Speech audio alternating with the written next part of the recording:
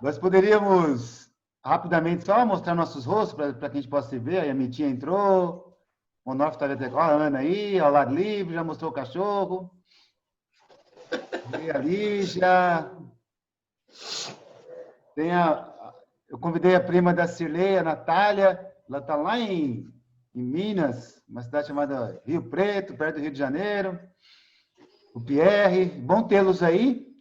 E eu espero que em mais uma manhã de domingo a gente possa usufruir da palavra de Deus, que ela possa nos enriquecer, como sempre, né? A palavra de Deus não volta vazia. Olha a Natália aí, ela apareceu. Oi, Natália.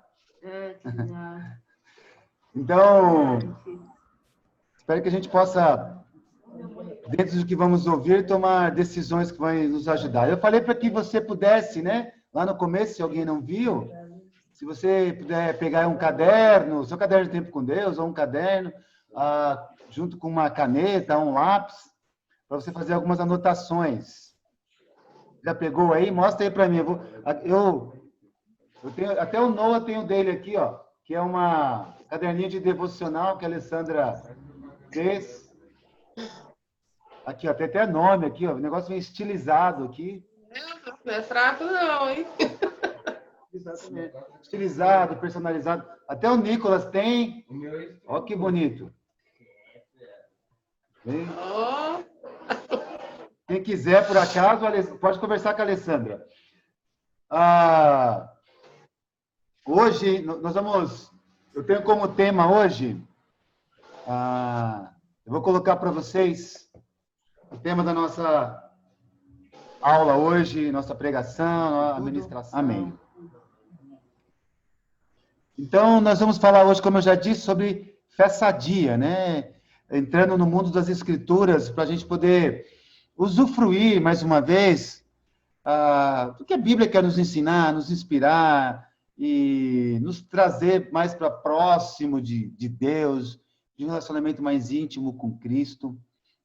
Hoje não vai ser uma pregação que eu chamo de expositiva, vamos ficar dentro de um texto só, mas nós vamos passear, né, dentro da Bíblia, das Escrituras, para alimentarmos a nossa fé.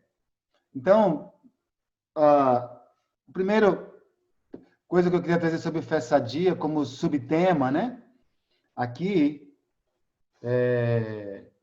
que uma fé sadia, né, ela é baseada na realidade de quem somos, né? Diante de Deus e das convicções que a gente busca diariamente na nossa vida, dentro do que Deus é para nós. Então, diz aqui em 1 Timóteo 4:7, né? Rejeite, porém, as fábulas profanas e tolas, e exercite-se na piedade. Então, a Bíblia é bem clara, né, sobre aquilo que é real para nós. O real, muitas vezes, é a sua luta, é a sua busca em querer agradar a Deus, é a sua busca de ler a palavra, de amar o próximo, de estar próximo de alguém. Porque esse mundo, ele cria muitas fábulas que as pessoas vão acreditando, né? E criando até as suas religiões. Até livros, né, que colocam dentro da própria Bíblia, por exemplo, lá quando Adão e Eva estavam no paraíso, no local perfeito, de repente caiu uma pedra negra, onde Adão e Eva estavam. E aí, essa pedra, depois de 400 anos, foi achada. E aí, através dessa pedra, surgiu uma religião. Até hoje, é uma das que mais crescem no mundo, que é a questão dos muçulmanos, né? Então, a gente tem que tomar cuidado, né? Com que convicções nós temos sobre a palavra de Deus. E, às vezes, as pessoas usam a palavra de Deus para basear uma nova religião. Então, e a Bíblia fala fábulas profanas e tolas, e fala para a gente se exercitar aqui, né? Exercite-se na piedade. Então, você entendeu de fato quem é Cristo em sua vida, né? Uma festa de então é baseada na realidade. O que é o real para você hoje sobre Deus, sobre Cristo, sobre as suas lutas, sobre até as suas dúvidas, né? Mas a realidade precisa ser Deus na sua vida, um relacionamento íntimo que você tem com Ele.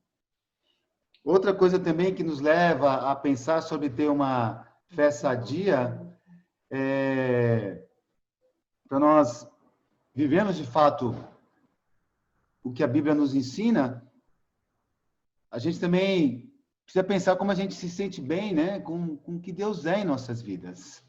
Então, outro subtítulo aqui é: a fé sadia é individual. Então, esse individual não é individual de você ser egoísta, né?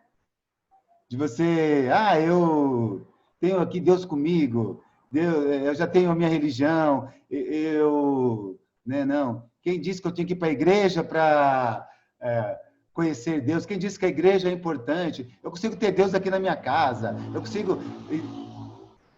E é uma verdade, mas ao mesmo tempo você pode estar sendo alguém como que não quer ter comunhão com Deus, porque comunhão com Deus é uma comunhão que nós temos com os outros, né? E a Bíblia nos conhece muito bem, no sentido de escrever aquilo que a gente precisa ouvir de alguém, ou até mesmo lermos, né?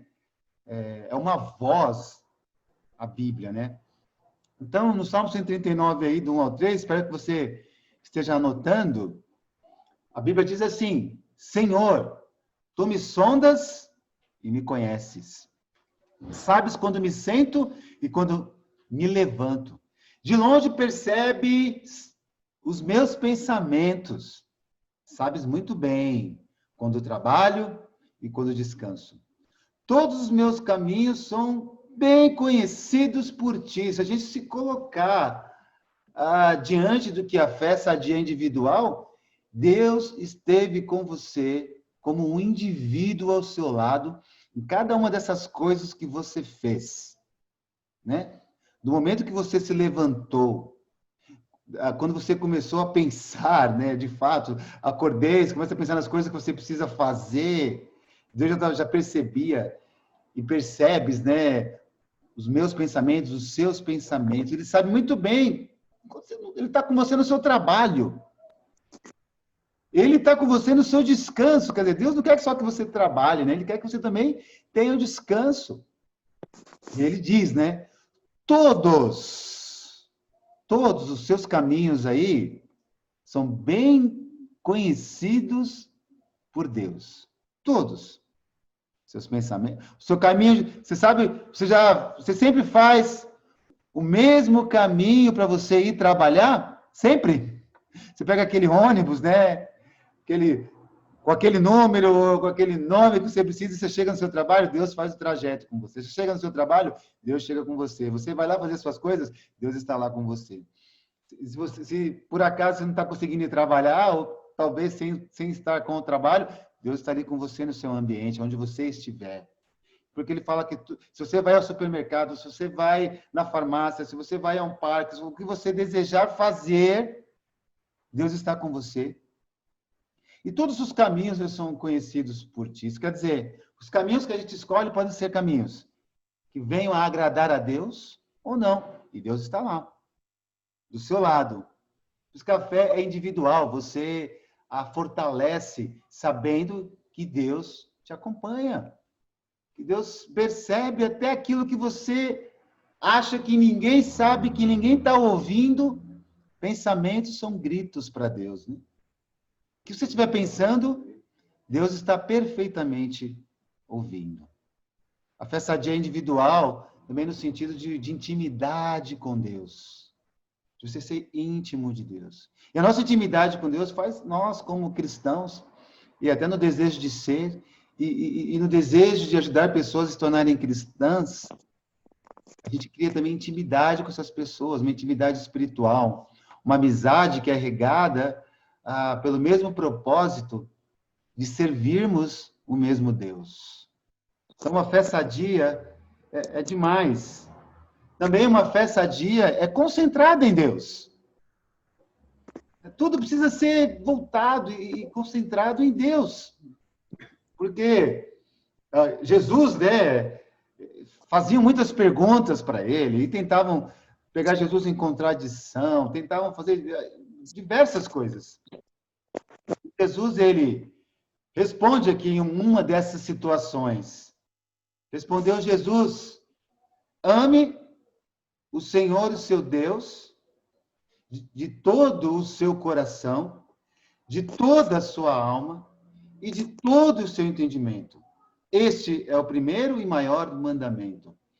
Então, uma fé sadia, ela está concentrada, não é em você, no que você precisa, as minhas necessidades, ou isso, ou aquilo, que eu preciso ser amado, que alguém precisa me amar, que alguém precisa me ligar, que alguém, sempre alguém precisa fazer algo para você, para que você se sinta bem. A Bíblia está dizendo aqui que você tem que amar a Deus. Não só amá-lo de uma maneira, você ama a Deus, eu amo. Mas é de todo o seu coração. Quer dizer, seu coração precisa de transformação para você amar a Deus, o meu, o seu. E aí ele vai ainda mais profundo naquilo que é íntimo de cada um, né? De toda a sua alma. Tem coisas que a gente fala assim, nossa, essa doeu na alma. A alma, né? É uma coisa bem pessoal, uma coisa individual, uma coisa íntima. E ele fala, e de todo o seu entendimento, um esforço para entender de fato o que Deus quer para mim, o que Deus quer para você. Todo o seu entendimento. Então, é incrível. Se a nossa vida não estiver concentrada em Deus, vai estar concentrada em quê?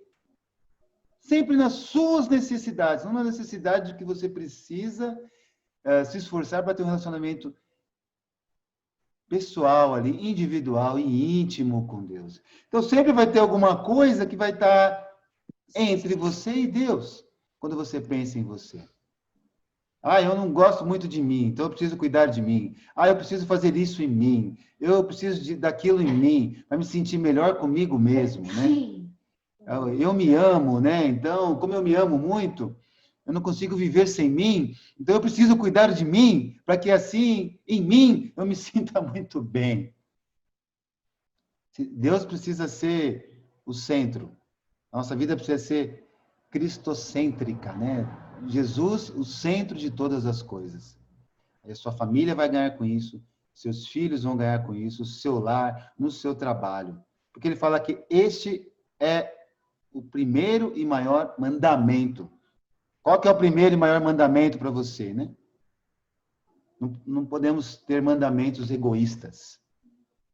E é uma luta de cada um de nós, né? Pensar no próximo antes de pensar em nós mesmos. É incrível aqui, né? Meu sogro e minha sogra, com certeza, eu estou casado com a filha deles e graças a Deus a gente sempre esteve próximos. É incrível como cada pessoa que vem aqui na minha casa, eles fazem que essas pessoas se sintam bem. Sempre. As pessoas vêm aqui em casa vender queijo, meu sogro vai lá, você quer um café? Você já tem o queijo aí? Eu já tomo um café com queijo. Vem pessoas pedir comida aqui, minha sogra já separa, minha sogra que cuida de todos nós aqui, os vizinhos. Então, aqui do lado tem cavalo, tem uns bichos aqui, meu sogro já separa lá o negócio de milho, já separa as coisas. Fala que nós temos 6 gatos aqui que não falta ração para eles. Então, e a gente sempre tem gente aqui em casa, e agora, claro, com um zelo maior, devido a essa doença, ele sempre faz com que cada um possa se sentir bem. Então, você imagina como eu me sinto bem, né? Então, aqui. E isso é a gente, de fato, amar a Deus, né? Colocar o amor de Deus, de fato, como um mandamento, não sendo perfeito, mas fazer que a fé sadia seja concentrada em Deus, ajuda a gente a ir mudando, né? Se transformando e olhando para o próximo com outro olhar. Eu aprendo muito com eles no sentido de como eles amam a qualquer um que chega aqui é amado, eles sempre fazem a pessoa se sentir bem, como eu disse, né? Então, isso é muito importante na construção do viver o cristianismo. de a gente se negar, de a nossa casa ser uma casa aberta às pessoas, no sentido de recebê-las, né? E assim é o coração de Deus. Recebe cada um de nós da maneira como somos. E, obviamente, com o tempo, Deus vai nos transformando. Porque da maneira como somos, é a maneira como nós temos que mudar para agradarmos a Deus. Uma fé sadia também, ela tem confiança. Você confia em Deus. Você confia no outro. Às vezes, até algumas pessoas até mesmo querendo desconfiar, mas por causa de Deus você confia, você sempre está pronto a dar mais uma chance, né? Então, a Bíblia diz: confie no Senhor de todo o seu coração e não se apoie em seu próprio entendimento. Mas bendito é o homem cuja confiança está no Senhor, cuja confiança nele está. Então, confiar no Senhor não é tão simples assim, não é verdade? Você concorda comigo? Às vezes você não quer confiar, às vezes você quer fazer da sua maneira, porque a gente tem lutas com quem? A maior luta que nós temos é com o nosso próprio coração. Confiar, esperar. Você pensa. E Deus te fez poder pensar, né? Então, muitas vezes a gente se apoia no próprio entendimento do que a gente acha. Ainda mais se esse entendimento vai trazer para a gente o benefício que a gente quer, o benefício que a gente deseja, que você já vislumbra como que vai ser no final para você e você vai se dar bem. Então, se às vezes você quer confiar no Senhor e confiar no Senhor, receber não, ou esperar um pouco mais, é uma luta enorme. É difícil, né? E a gente vai lutando. Depois, né, ele fala que bendito é o homem cuja confiança está no Senhor, cuja confiança nele está, né? É uma afirmação em cima daquilo que está se colocando aqui, de uma confiança que está no Senhor, cuja confiança nele está. Eu preciso confiar no Senhor, né? Você já se apegou dizendo, mas eu preciso confiar. Às vezes é o que a gente ouve das pessoas quando você expõe alguma coisa. Olha, confie. Não tem solução para você. Não tem uma resposta. Você tem que confiar. Mas o nosso entendimento sobre a nossa vida, sobre a nossa necessidade, sobre tantas coisas, elas podem estar sempre acima do entendimento que a gente pode ter de Deus, para Ele nos mostrar o que a gente precisa fazer. Então, cuja confiança nele está. Nós precisamos confiar de que as coisas estão nas mãos de Deus mesmo, que Ele está trabalhando e das coisas que Ele está fazendo, né? Deus não para de trabalhar. A questão é que as coisas às vezes não são dentro do nosso tempo, que Deus é o Senhor do tempo. Então, uma fé sadia, também aqui, no nosso próximo tema aqui, é capaz de aceitar as emoções humanas. Nós não somos de ferro. Nós não somos pessoas que não sentem dor, que não se sentem desprezados, que não se sentem mal, que não têm problemas no casamento, que têm problema das emoções, de às vezes querer se casar, de querer ter filhos, de querer tantas coisas que envolvem ali, né, as emoções. Porque Jesus mostrou as emoções dele aqui também, né? Ele foi desprezado e rejeitado pelos homens, um homem de dores e experimentado no sofrimento, como alguém de quem os homens escondem o rosto, foi desprezado. E nós não o tínhamos em estima, né? A Bíblia fala aqui em Isaías 53:3 de olhares que tiveram para Cristo, de desprezá-lo. Se nós lembrarmos, né, Jesus orou para que, se fosse possível, afastar dele aquele cálice de sofrimento. E, às vezes nós sofremos com nossas emoções. Jesus, eu já disse, né, muitas vezes Jesus teve sede, Jesus teve sono, Jesus quis descansar, Jesus teve dor, Jesus sofreu emocionalmente, quando os quais ele escolheu o abandonaram, deixaram ele. Olha, na hora de chamar alguns para orar com ele, Ele voltou lá, estavam dormindo. As emoções. A gente precisa aceitar nossas emoções como algo natural da nossa vida.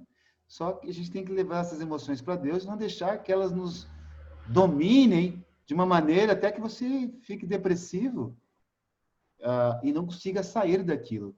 E depressão também é uma doença, né? Então, uma fé sadia é capaz de aceitar as emoções humanas, nas suas emoções ali, a sua tristeza, quando a gente perde um ente querido, quando você assiste a algo que te dá tristeza, aí você tem que orar por isso, né? Para que Deus... Mas a gente também, se a gente só busca essas coisas, né? Se todo dia você fica assistindo, né? Aquelas notícias ruins, e morreu um ali, e morreu outro aqui, e isso, e aquilo, e a corrupção, meu Deus, essas emoções vão ficar como, né? Você vai ficar desalentado aí, sem o alento de Deus, porque é difícil mesmo. Então a gente precisa aceitar quem somos, mas sempre dependemos do entendimento de Deus e não o nosso. E também, voltando sobre uma fé sadia, que a nossa vida, nós estamos dentro do que é real. Nós não vivemos num mundo só de pessoas boas, de pessoas honestas, só de pessoas íntegras. Nossas emoções também estão ligadas a isso, quando a gente vê o que é errado. Mas, por outro lado, a gente precisa se posicionar quem somos, porque nós somos filhos de Deus, falhos, que precisam de Deus. Uma fé sadia também confia nos valores divinos. Nos valores divinos. Que precisa estar acima de tudo. Por que você batalha a sua vida cristã? Você quer estar onde no final dela? Quando você não estiver mais respirando nesse mundo, você quer estar onde, né? E Paulo aqui ele fala com a igreja de uma maneira aqui muito direta, assim. Ele fala, olha, eu fui insensato. É como se Paulo estava dizendo, em algum momento eu fui insensato, em algum momento talvez eu tenha errado aí com você, eu fui insensato. Mas vocês me obrigaram a isso. E às vezes a gente tem que falar com os outros irmãos a verdade com graça. A verdade com graça, né? Que assim é Jesus. Ele falava a verdade com graça. Ele tinha nele o que era divino, o que era poderoso. E a verdade com graça, mesmo assim as pessoas não vão aceitar. É como falar, poxa, igreja, nós precisamos ter os nossos tempos com Deus. Isso é muito importante para a sua fé ficar sadia. Olha, igreja, a gente precisa chamar as pessoas para convidar Deus. Não, chamar as pessoas para convidar Deus, não. Precisamos convidar pessoas para conhecer Deus. Ou você pode convidar Deus para a sua vida, né? No certo sentido. Mas e Paulo aqui ele fala, fui insensato, mas vocês me obrigaram a isso. Eu devia ser recomendado por vocês, pois em nada eu sou inferior aos super apóstolos. Embora eu nada seja. Paulo está colocando aqui uma situação de que as pessoas achavam que outras pessoas eram melhores que ele, e que ele não, como ele não andou lá com os apóstolos, no sentido de ter andado com Jesus, mas encontrou com Jesus. Então, ele mesmo dizendo, embora eu nada seja, às vezes parece que a igreja, essa igreja aqui, eu não posso fazer parte dessa igreja aqui. Ela não me serve. Eu sou melhor que a igreja. E nenhum de nós é. Nem Paulo era aqui. Essa igreja não muda. Isso. Aquilo. Paulo está dizendo aqui, ele até fala, olha, super apóstolos, né? Eu não sou inferior aos super apóstolos. Ninguém aqui é inferior a ninguém. Todos nós somos falhos. Temos nossos pecados. Todos nós podemos recomendar um ao outro. E quando você recomendar, talvez você fale, poxa, eu não estou bem hoje, eu preciso de ajuda, eu preciso mudar.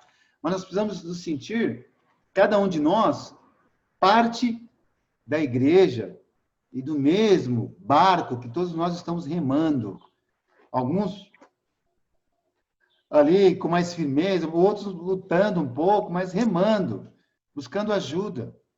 Porque todos nós estamos debaixo do mesmo poder divino de Deus. Você precisa confiar das coisas que vêm de Deus. E ele fala, né? Sobre, mas vocês me obrigaram a isso. Dentro da insensatez, né? Que ele mesmo diz, ter tido. Nenhum de nós aqui é super apóstolo. Somos todos servos. E dentro daquilo e da maneira como você serve, e aonde você serve, como Paulo servia, as pessoas podem olhar para você e não ver, e ver seus pecados, e ver os seus erros. Da maneira como você serve, você está se colocando ali também para errar, né? Cada um de nós. Seja onde você estiver servindo, né? Mas nós precisamos confiar nos valores divinos de Deus. O valor divino dele de transformar, de tocar, do perdão e do amor. E isso é incrível. Uma fé sadia também é vulnerável. O que é ser vulnerável para você, né? Então, imagine aqui, levando consigo Pedro e 2 filhos de Zebedeu, começou a entristecer-se e a angustiar-se. Disse-lhes então, a minha alma está profundamente triste, numa tristeza mortal. Fiquem aqui e vigiem comigo. Jesus está dizendo e mostrando para eles o quanto ele é vulnerável aqui nesse momento, e quanto ele foi vulnerável. Imagina você lá, vendo Jesus, né? Parando uma tempestade, andando sobre as águas. O que poderia parar esse homem? Jesus chorou, né? Na morte de Lázaro. Imagine. Ser vulnerável falar de si, falar dos seus pecados, falar das suas tristezas no nosso contexto, e não ficar preocupado com o que o outro vai pensar, com o que o outro vai achar, porque o outro não é o dono da verdade, nem ele é Deus, né?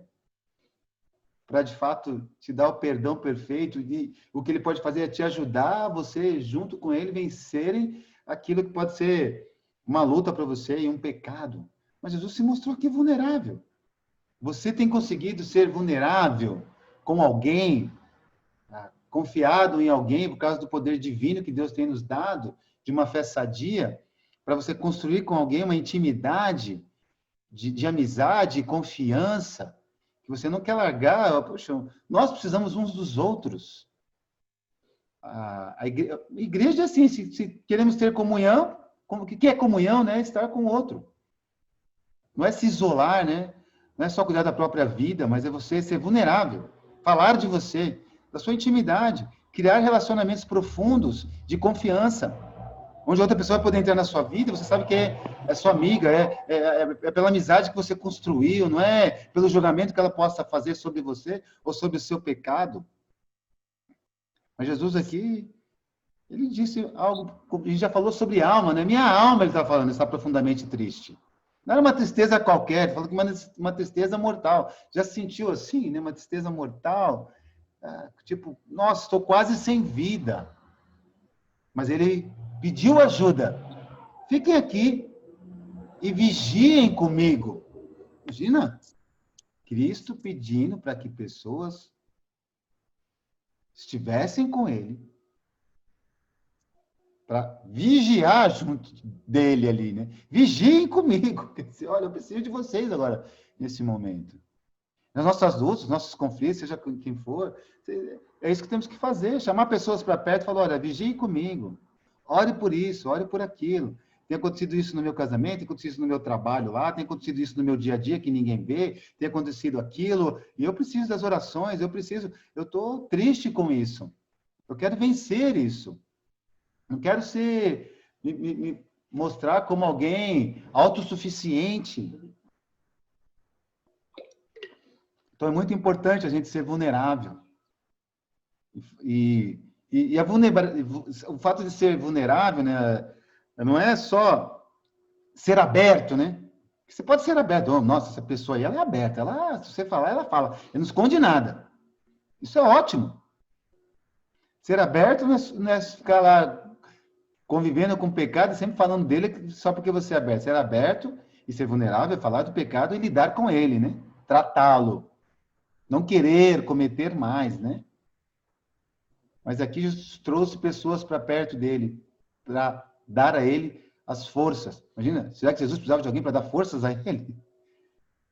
Mas ele fez isso, nos ensinando a sermos vulneráveis, né?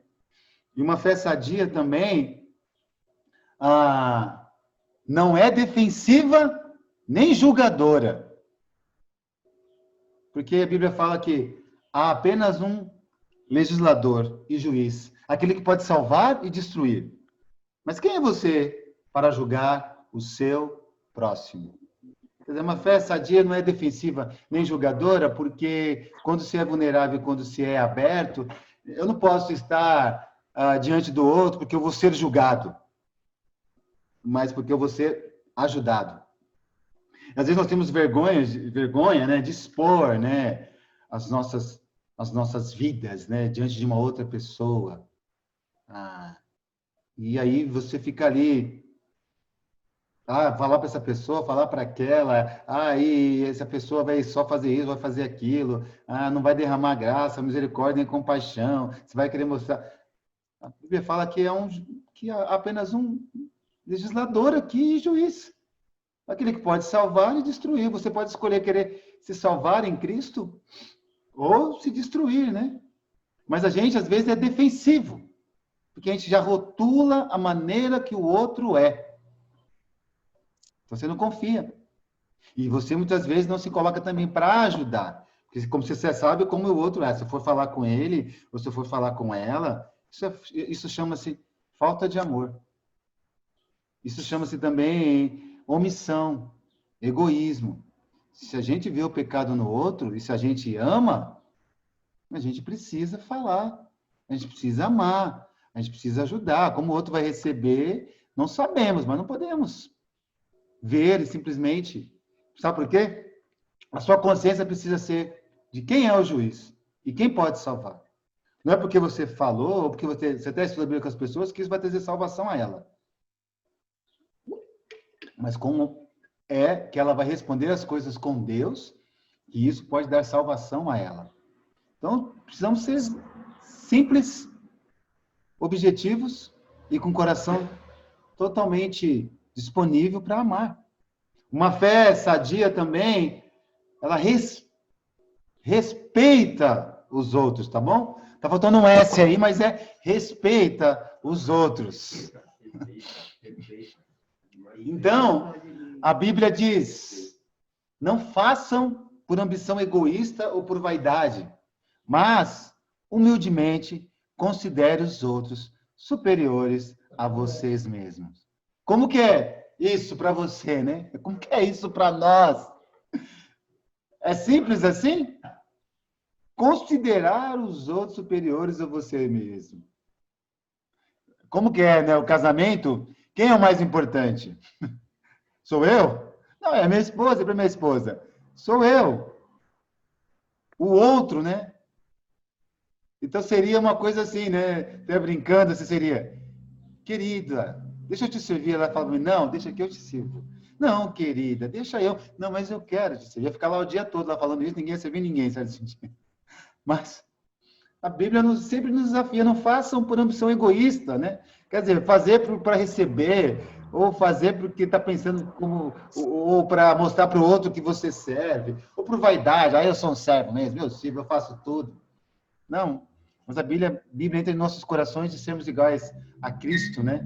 Mas humildemente, quer dizer, você tem que trabalhar na humildade que vem de Deus, uma humildade real, para considerar o outro superior a você mesmo. E fazer isso ainda com alegria. Então, uma fé sadia respeita os outros. E o respeito, às vezes, tem que ser muito bem feito, porque às vezes as pessoas vão ter uma opinião diferente da sua, e amém. Agora, quando for opinião ligada a querer cometer o pecado ou suavizar um pecado, a pessoa está tendo uma ambição egoísta. Ela está sendo vaidosa, está defendendo uma vaidade. E isso não pode ser permitido, né? Pela vida da outra pessoa. E aqui ele fala considere os outros superiores, né? Na nossa, é interessante, né, que ninguém é um super apóstolo, ninguém é superior aos outros, mas você pode fazer o outro ser superior a você por causa da sua humildade, no seu desejo de servir. As intenções e as motivações do outro é do outro. As suas precisam ser as suas. E você cuida dela, você rega com as coisas de Deus, para que em você seja genuíno ou genuína e algo verdadeiro que te faz bem, independente até do outro. Então, uma fé sadia respeita os outros. Uma fé sadia também baseia-se em relacionamentos. Nós precisamos ser fortes nos relacionamentos, porque temos comunhão com Cristo, e Cristo era e foi e é um homem de relacionamentos. Ele se relacionava lá com a prostituta, ele se relacionava com aquela mulher que pessoas desprezavam, ele se relacionava com o pagador de impostos, ele se relacionava com todo mundo. Não tinha preconceito nenhum. Então, a Bíblia diz, né? E consideremos uns aos outros para nos incentivarmos ao amor e às boas obras. Então, imagina, o tempo vai passando, a gente vai perdendo um pouco do nosso amor um pelo outro. A gente vê as pessoas não entrarem no culto, não estarem presentes, e tudo bem, a pessoa é livre para isso, a pessoa ela pode fazer isso, mas qual é a nossa consideração? Que incentivo a gente está dando? É o incentivo de cobrar, ou por amor a ela, você está sentindo a falta dela? E a Bíblia fala, né? Não deixemos de reunirmos como igreja, segundo o costume de alguns. Mas procuremos encorajar-nos uns aos outros. Ainda mais quando vocês veem que se aproxima o dia. Então, esses versículos nos encorajam como igreja a olharmos uns para os outros. Se você sente a falta do outro, e não ficar pensando assim, tal pessoa não está aqui, ó. Estou olhando aqui. Cadê? Deixa eu olhar aqui. Deixa eu olhar aqui e... Cadê as pessoas? Cadê? Quem não está aí no culto?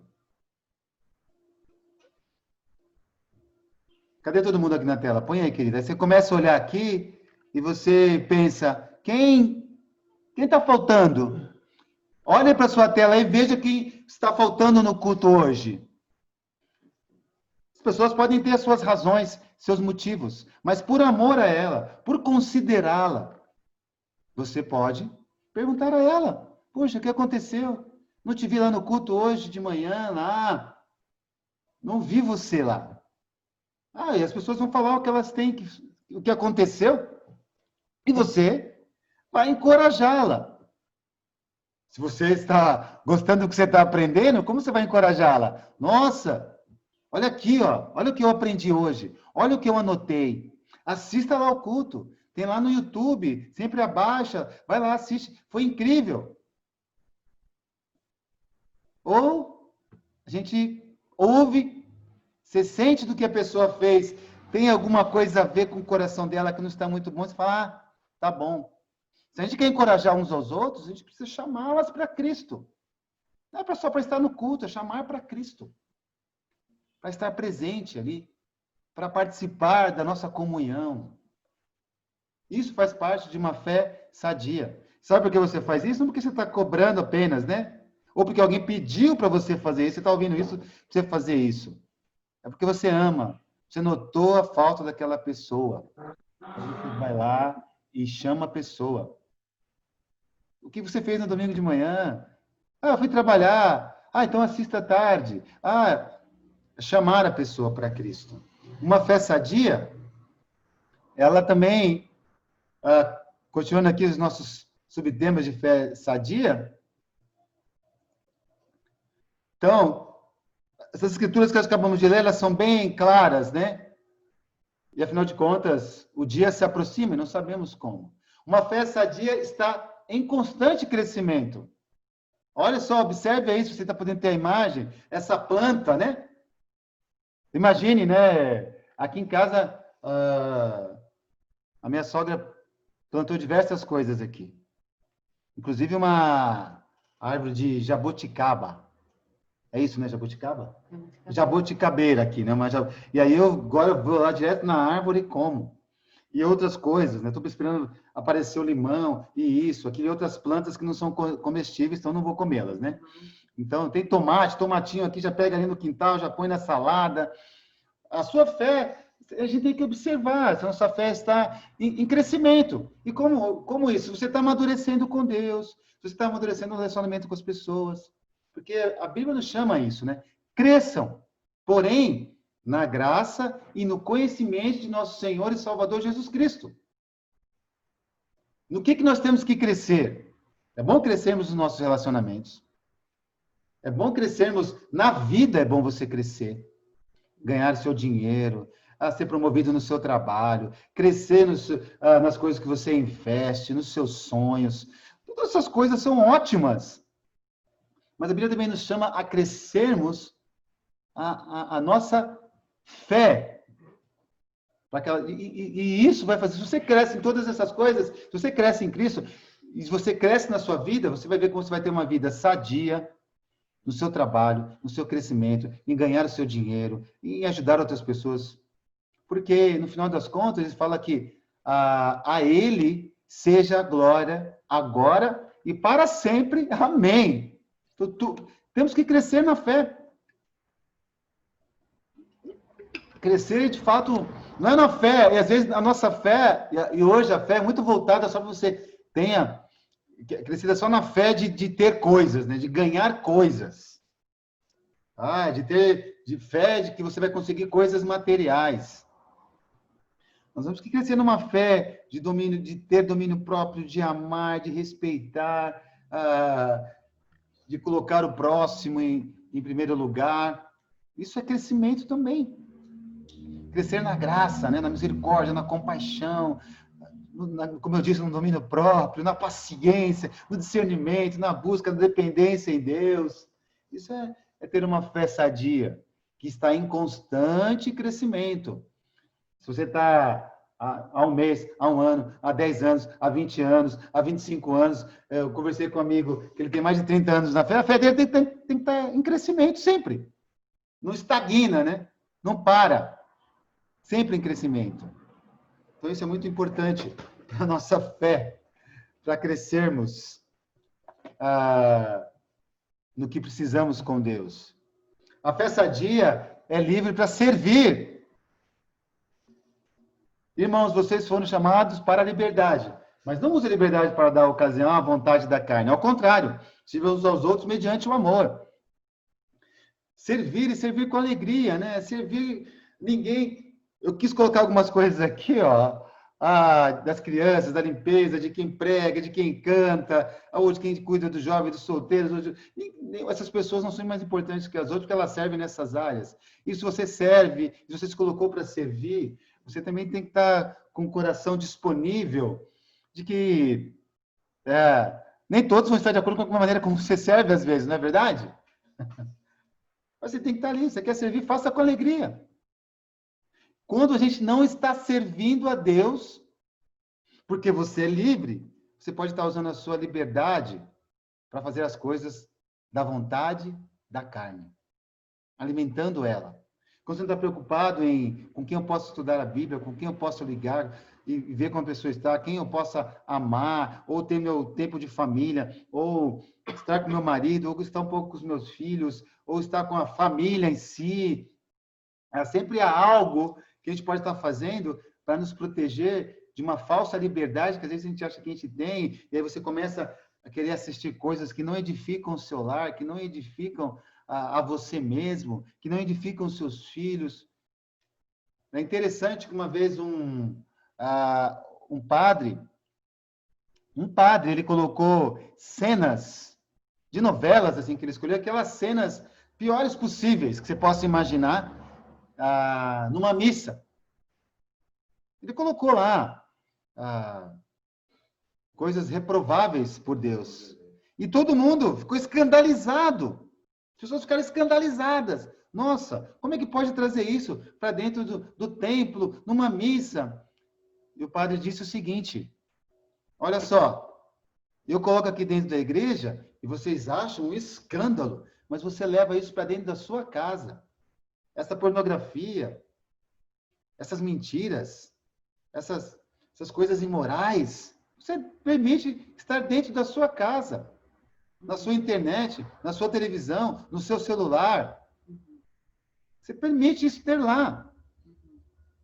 Essa falta de amor que existe aqui lá nessa novela aí com pai e filho, esse mimo às vezes que se dá, você leva lá para sua casa, no seu lar, e aqui você fica escandalizado. Escandalize-se com as coisas dentro do seu lar. Quando você está assistindo alguma coisa, aparece uma cena pornográfica e você vê. Quando você vai lá no seu âmbito escondido e vê. Sabe por quê? Porque isso é falta de servidão quando você serve só a você mesmo. Nós temos que pensar sobre isso. Sirvam uns aos outros mediante o amor. Quando você está servindo, seja quem for, é porque você decidiu amar. E quando você ama, você vai cheio de paciência, você vai cheio de domínio próprio, porque às vezes as coisas acontecem para provar a sua servidão.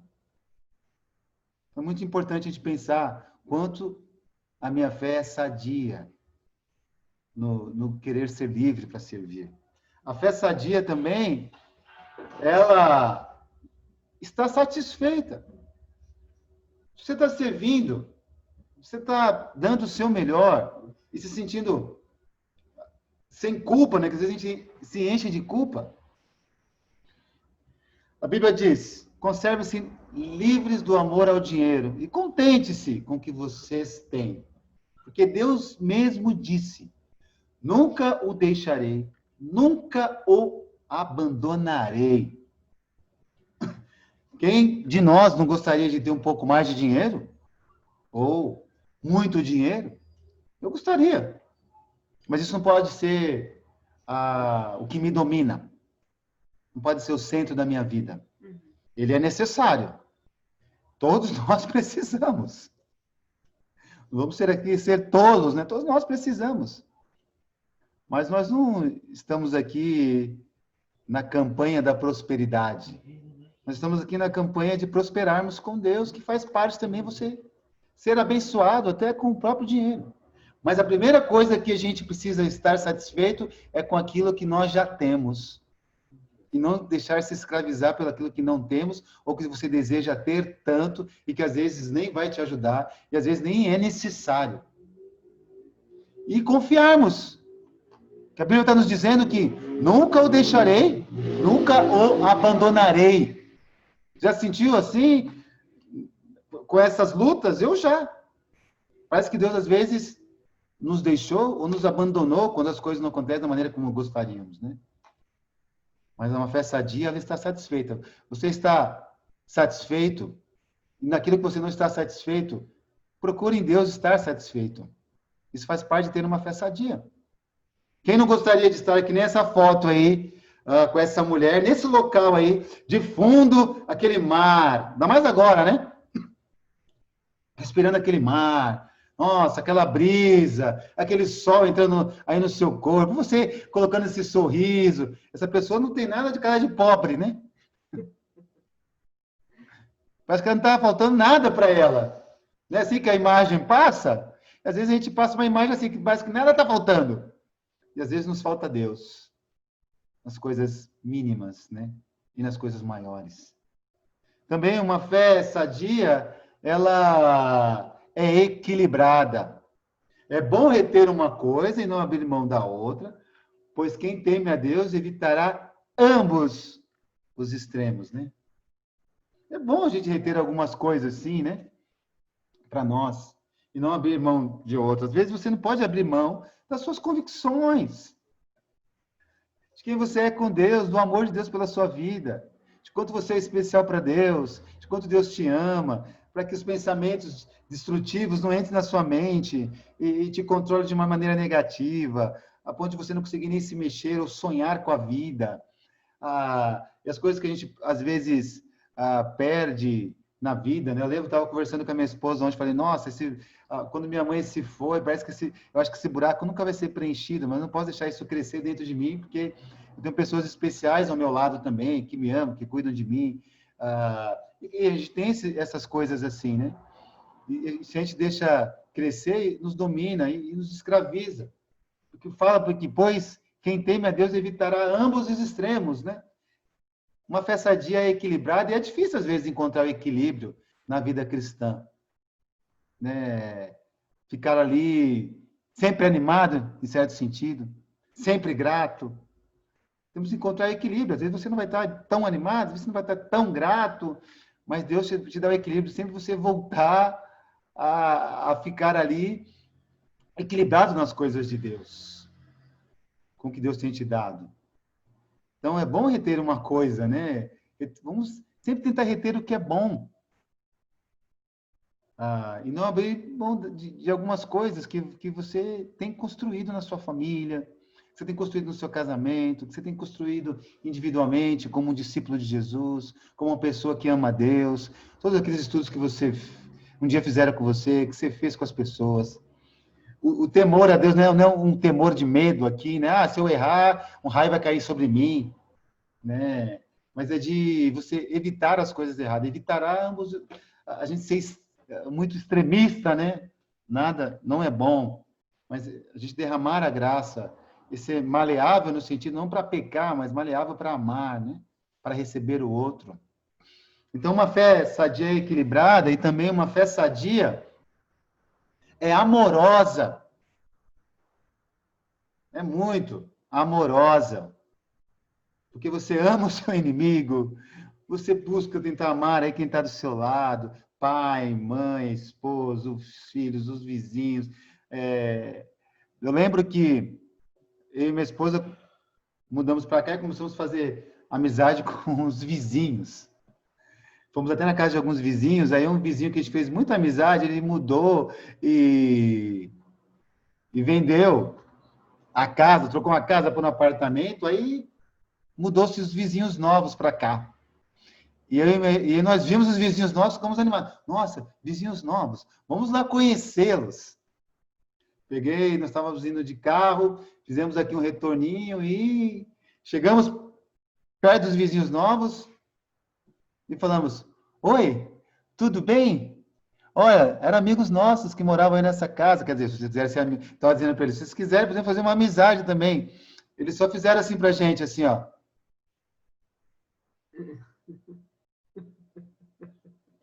Não disseram absolutamente nada. Aí cai aquele suorzinho aqui, assim, né? O que está acontecendo? Meu Deus! Eu falei, e peguei o carro e fui embora. Amém, né? Mas a Bíblia fala que, pois esses mandamentos, né? Não adulterarás, não matarás, não furtarás, não cobiçarás, qualquer outro mandamento, todos se resumem neste preceito: ame o seu próximo como a si mesmo. Uma fé sadia é amorosa.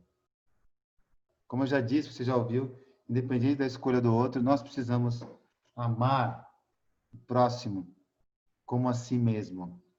Como é que você se ama? Como é que você cuida de você? Como é que você se preocupa com você? É assim que Deus espera que a gente seja com os outros. Ame de fato. E é um desafio para mim e para você, né? Amar o próximo, se preocupar com o próximo. Então, eu desejo que cada uma dessas coisas que a gente leu, que vocês puderam ouvir, desde uma fé sadia, você possa... eu pedi que você anotasse, eu espero que você tenha anotado, para que na semana você possa usufruir mais, ler de novo. E se você não anotou por alguma situação, a gente tem baixado cada um dos cultos que tem sido feito aqui, colocado no YouTube, jogado nos endereços aí da igreja, para que você possa depois pegar lá, mas que você tenha um tempo com Deus essa semana de fortalecer a sua fé de uma maneira sadia em cada um dos pontos. E que você possa passar para outro o que você tem aprendido. Puxa, como é que tem sido para você aí essa questão de fé sadia? Puxa, o que você aprendeu?